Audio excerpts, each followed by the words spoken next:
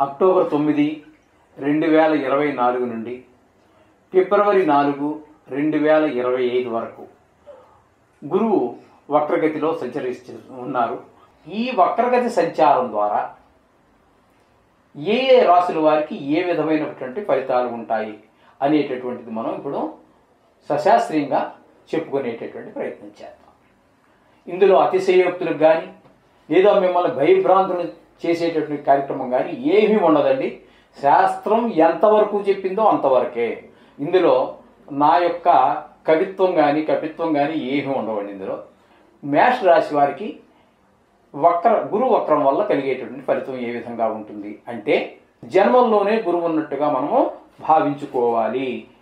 జన్మరాశిలోనే అంటే మేషంలోనే గురువు యొక్క సంచారం జరుగుతున్నట్టుగా మనం భావిస్తాం. ఇక్కడ జన్మంలో గురువు యొక్క సంచారం మాత్రము శుభ ఫలితములను ఇవ్వజాలదు.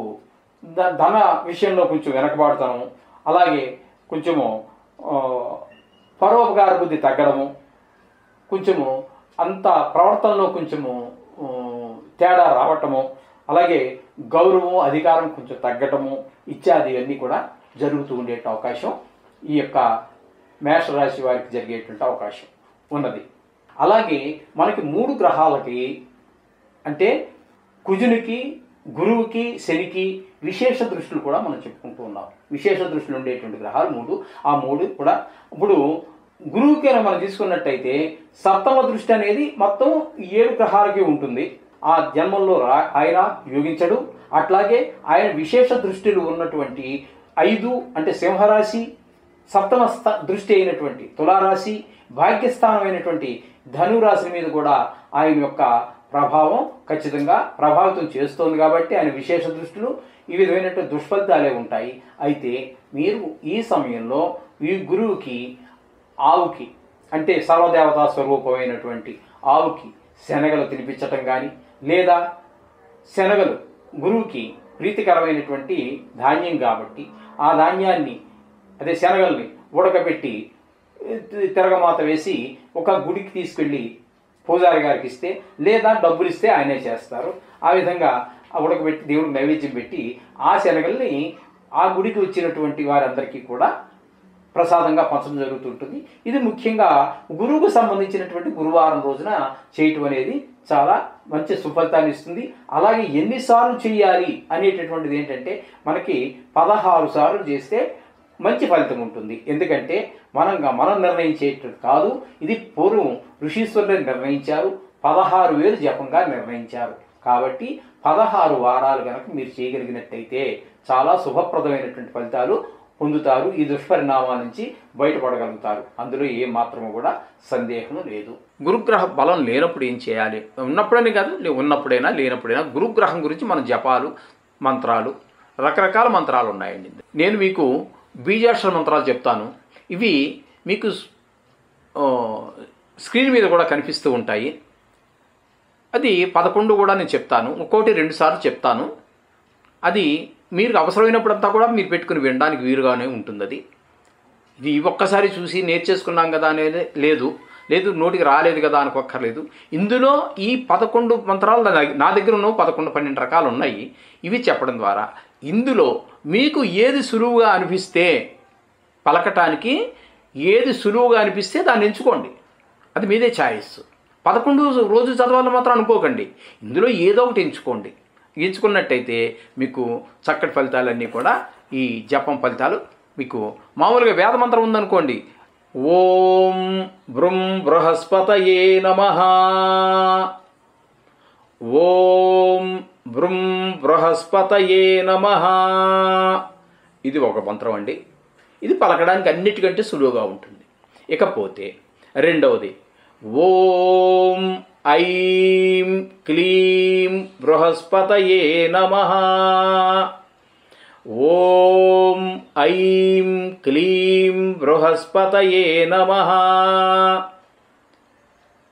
అండి. ఇక మూడో మంత్రం ఓం హ్రాం హ్రీం హ్రౌం బృహస్పతయే నమః, ఓం హ్రాం హ్రీం హ్రౌం బృహస్పతయే నమః. ఇక నాలుగో మంత్రం ఓం ఐం ఓం సురగురో అభీష్టం యచ్చ యచ్చ స్వాహా. ఓం ఐం ఓం సురగురో అభీష్టం యచ్చ యచ్చ స్వాహా. ఇది 4వ మంత్రం అండి. ఇందులో ఏదో ఒకటే చదువుకోవాలి. మనం చెప్పేట్టు 11, 12, 13 ఎన్నైనా ఉండేవి. ఒక్క మంత్రాన్ని మీరు ఎంచుకోండి, మీకు ఏది సులువు అనిపిస్తే దాన్ని. ఇక 5వ మంత్రం దగ్గరికి వస్తున్నాం. ఓం జాం జీం జూం సం బృహస్పతయే నమః.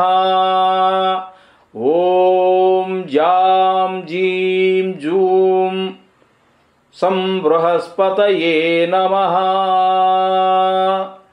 ఇది 5వ మంత్రం అండి. ఇక 6వ మంత్రం దగ్గరికి వెళదాము. ఓం నమః శివాయ నమః. ఓం శిం శివాయ నమః. ఓం నమః శివాయ నమః. ఓం శిం శివాయ నమః. 6వ మంత్రం అయిందండి. 7వ మంత్రం. ఓం ఐం హ్రీం సురగురో అభీష్టం యచ్చ యచ్చ శ్రీం శ్రీం ఐశ్వర్యం దేహి దేహి స్వాహా. ఓం ఐం హ్రీం సురగురో అభీష్టం యచ్చ యచ్చ శ్రీం శ్రీం ఐశ్వర్యం దేహి దేహి స్వాహా. 7 మంత్రాలు అయినాయండి. ఓం ఐం హ్రీం శ్రీం శ్రీం క్లీం వం సౌః ఐం గురవే నమః. ఓం కం లం ఈం ఏం బృహస్పతి గ్రహాయ హ్రీం సర్వారిష్టాన్నాశయ నాశయ స్వాహా. ఐం ఓం. ఓం కం లం ఈం ఏం బృహస్పతి గ్రహాయ హ్రీం సర్వారిష్టాన్నాశయ నాశయ స్వాహా. ఐం ఓం. 9 మంత్రాలు అయినాయండి. ఇక 10వది చెప్పుకుందాం. ఓం హ్రీం శ్రీం ఐం గ్లౌం గ్రహపతయే బృహస్పతయే ఏం టః శ్రీం టః ఐం టః స్వాహా. మరలా ఒకసారి చెప్పుకుందాం. ఓం హ్రీం శ్రీం ఐం గ్లౌం గ్రహాధిపతయే బృహస్పతయే ఏం టః శ్రీం టః ఐం టః స్వాహా. ఈ టా మాత్రం మొదటిది కాదండి, రెండోది ఒత్తు టా. అది కూడా స్పష్టంగా పలకాలి. టహా కాదండి, ఠహ. తెలుస్తుంది కదా? ఓకే. ఇక 11వది. ఓం హ్రీం శ్రీం బ్లీం ఐం గ్లౌం గ్రహాధిపతయే బృహస్పతయే వీం టః శ్రీం టః ఐం టః స్వాహా. మరొక్కసారి చెప్పుకుందామండి. ఓం హ్రీం శ్రీం బ్లీం ఐం గ్లౌం గ్రహాధిపతయే బృహస్పతయే వీం టః శ్రీం టః ఐం టః స్వాహా. ఇది 11వ మంత్రం అండి. ఇంకా చాలా ఉన్నాయి. చాలు. 11లో మీకు అనుకూలంగా ఉన్నటువంటిది, పలకడానికి అనుకూలంగా ఉన్నటువంటిది, పలకగలని నమ్మకం ఉన్నటువంటి దాన్ని ఎంచుకోండి. ఏదో ఒక్కటి చాలు. అన్నీ చదవాలని కాదు. మీకు చెప్పినవి 11 రకాలు ఉన్నాయి. ఇందులో మీకు సులువైన దాన్ని, అనుకూలమైన దాన్ని మీరు ఎంచుకోండి. రోజు పారాయణ చేయండి. ఇది చాలా త్వరగా 16,000 జప సంఖ్య చాలా ఈజీగా అవుతూ ఉంటుంది. ఈ గురువుకు సంబంధించి మనకి పంచాంగంలో కూడా శ్లోకాలు ఉన్నాయండి. గాయత్రి మంత్రాలు కూడా ఉన్నాయండి. ఈ నవగ్రహాలకి గాయత్రి మంత్రాలు కూడా ఉన్నాయి. జత వాటిలో ఆ గాయత్రి మంత్రాల్లో కూడా అవి కూడా ఒక 6, 7, 8 ఉన్నాయి. అందులో ఒకటి మాత్రం మనం చెప్పుకుందాము. అది గురువుకు సంబంధించినటువంటి గాయత్రి మంత్రం. ఇది కూడా మీకు స్క్రీన్ మీద స్క్రోల్ అవుతుంది, చూసుకోండి. మీరు ఎప్పుడు కావాలన్నా వినవచ్చు. ఆ స్క్రీన్ మీద స్క్రోల్ అవుతుంది కాబట్టి మీకు అది రాసుకోవచ్చు కూడా, పెన్ను పేపర్ తీసుకొని, లేదా వినొచ్చు. ఏ విధంగా అయినా సరే మీ సౌకర్యం. ఓం గురుదేవాయ విద్మహే పరబ్రహ్మణే ధీమహి తన్నో గురుః ప్రచోదయాత్. మరొక్కసారి చెప్తానండి ఇదే మంత్రాన్ని. ఓం గురుదేవాయ విద్మహే పరబ్రహ్మణే ధీమహి తన్నో గురుః ప్రచోదయాత్. ఈ గురువుకి ఇంకా విశేషంగా చేసుకోవాలి. ఇప్పుడు మనకి గ్రహచారం దగ్గరికి వచ్చేటప్పుడు ఒక సంవత్సరం కాలం పాటే మన దగ్గర ఒక్కొక్క రాశిలో సంచరిస్తూ ఉంటాడు కాబట్టి అది కొన్ని సుఫలితాలు ఇవ్వచ్చు, కొన్ని అసుఫలితాలు ఇవ్వచ్చు. ఇప్పుడు జాతకంలో కనుక మనకు గురుగ్రహం అనుకూలంగా ఉందా మొత్తం చాలా బాగుంటుంది. కొన్ని ప్రతికూలమైంది అనుకోండి, అప్పుడు అది 16 సంవత్సరాల పాటు మనని కొంచెం ఇబ్బంది పెట్టేటువంటి పరిస్థితులు ఉంటాయి. కాబట్టి అటువంటప్పుడు ఖచ్చితంగా ఎక్కువ చేసుకోవాల్సి ఉంటుంది. అటువంటప్పుడు అంటే కొంచెం విశేషంగా చేసుకోవాల్సి ఉంటుంది. అంచేత అక్కడ మీరేం చేయాలి అంటే ఈ గురువుకి సంబంధించి అష్టోత్తర శతనామావళి అంటే 108 నామావళి 108 నామాలతో ఉంటాయి. అది కూడా చేసుకుని గురువుకి పూజ చేయవచ్చు. అలాగే ఇదే అష్టోత్తర శతనామ స్తోత్రం అని ఉంటుందండి. అంటే 108 నామాలలాగా విడివిడిగా నామాలు కాకుండా స్తోత్ర రూపంలో అంటే శ్లోకాల రూపంలో ఉంటుంది. దాన్ని స్తోత్రం అంటారు. శ్లోకాల రూపంలో ఉన్నదాన్ని స్తోత్రం అంటారు. దాన్ని కూడా చేసుకోవచ్చు. 108 నామాలు విడిగా చేసుకోవచ్చు, లేదా ఆ విధంగా చేసుకోవచ్చు.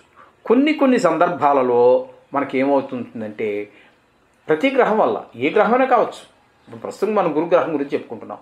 కొన్ని సందర్భాలలో కొంచెము మనకి అపాయం జరిగేటటువంటిది, ఆరోగ్య సంబంధమైనటువంటివి, దెబ్బలు తాకేటటువంటి సందర్భాలు కూడా ప్రతి గ్రహం వల్ల కలుగుతుంటాయి ఉన్న స్థానాన్ని బట్టి. కాబట్టి గురుగ్రహం వలన ఇలాంటి సూచనలు మనకి కనుక తెలిస్తే, అంటే మనకు తెలియటం అంటే మన మీ గురువులు ఎవరైతే ఉన్నారో వారు చెబితే, అటువంటి పరిస్థితుల్లో అనారోగ్యాలు వచ్చినప్పుడు, ఈ దెబ్బలు తాగుతాయని తెలిసినప్పుడు మనం గురు కవచం అని ఉంటుందండి. కవచం అంటే ఇప్పుడు ఆ మాట వినే ఉంటారు మీరు. గురువుకు సంబంధించి కాదు కవచం. పూర్వం యుద్ధానికి వెళ్ళినప్పుడు రాజులు సైన్యము కవచం వేసుకుంటారు. వాడి కొట్టినటువంటి కత్తి దెబ్బ తాకకుండా పైన ఇనపదేదో ఉంటుంది అన్నమాట. దానికే తగులుతుంది, మనిషికి దెబ్బ తగలదు. అందుచేత ఆ విధంగా ఇక్కడ గురు కవచం. ఆ గురువు వల్లే మనకి కొంచెం అనారోగ్యమో లేకపోతే దెబ్బలో తగిలేటట్టున్నాయి. ఏ భాగాన్ని తగులుతుందో తెలియదు. కాబట్టి ఇక్కడ ఈ గురుగ్రహం యొక్క కవచం మాత్రం అన్ని భాగాలు ఇందులో వస్తుంది. ఆ రకమైనటువంటి కవచం చదువుకోవటం వల్ల మనకి చాలా శుభప్రదమైనటువంటి ఫలితాలు, అది తగలవలసినటువంటి దెబ్బలు తగలకుండా వాటి నుంచి మనల్ని ఆ గురు భగవానుడే మనల్ని రక్షిస్తూ ఉంటాడు, ప్రొటెక్ట్ చేస్తూ ఉంటాడు. అందుచేత అది కూడా చాలా ఇంపార్టెంట్ అయినటువంటి విషయం. అందుచేత ఇది కూడా మీకు స్క్రీన్ మీద స్క్రోల్ అవుతూ ఉంటుందండి. ఇది మీరు చదువుకుంటే చాలా బాగుంటుంది. ఎందుకంటే మీరు రాసుకోవడానికి వీలుగా ఇది కొంచెము 10 శ్లోకాలు ఉంటాయి, 20 లైన్లు ఉంటాయి. అది కొంచెము చదవగలిగితే చదువుకోండి. అది కవచం అనేటటువంటిది లేదు. మీరు ఈ సంస్కృతం యొక్క అక్షరాలు, ఈ విసర్గలు, ఉదాత్త అనుదాత్తాలు, ఇది అంటే శ్లోకాల్లో ఏముండవు అనుకోండి, ఉదాత్త అనుదాత్త స్వరితాలు. కానీ మొత్తం మీద కొంచెం ద్విత్వాక్షరాలు, సంయుక్తాక్షరాలు లాంటివి ఎక్కువగానే ఉంటాయి. కాబట్టి వాటిని మీరు చదవగలిగితే చాలా మంచిది. ఓకే, లేదు ఒక బ్రాహ్మణ్ పెట్టి చదివించుకోండి. ఏమండి చదువుతారు, చక్కగా పారాయణ చేస్తారు. మీకు అన్ని రకాలైనటువంటి మీకు శుభాలు కలుగుతాయి. వచ్చే ఆపదని ఆయన ఆదుకుంటాడు. ఆయన వల్ల కలుగుతోంది కాబట్టి ఆయనే పారాయణ చేసినప్పుడు ఏం చేస్తాడు? ఆయనే కాపాడుతాడు. ఇంక దారి లేదు ఆయనకి. పాపం మీరు ప్రార్థించినప్పుడు ఏం చేస్తాడండి? మనకు రామాంజనేయ యుద్ధం చూడాల, రామాస్త్రం వదిలిపెట్టాడు ఆంజనేయుడి మీద. దానికి ప్రపంచంలో తిరుగులేదు. రామాస్త్రానికి, బ్రహ్మాస్త్రానికి, ఈ శివుడి యొక్క త్రిశూలానికి, సుదర్శన చక్రానికి తిరుగులేనటువంటివి సృష్టిలో. అలాంటి రామాస్త్రాన్ని ఆంజనేయ మీద ప్రదర్శించాడు. ఏం చేశాడండి అప్పుడు ఆంజనేయ స్వామి? రామనామం చెప్పించాడు. ఆయనే కొట్టాడు, ఆయనే రక్షించుకోవాల్సి వచ్చింది. చూడండి ఎంత తమాషగా ఉంటాయి అవన్నీ. ఆ రకమైనటువంటి ఆయనే కాపాడతాడు మిమ్మల్ని.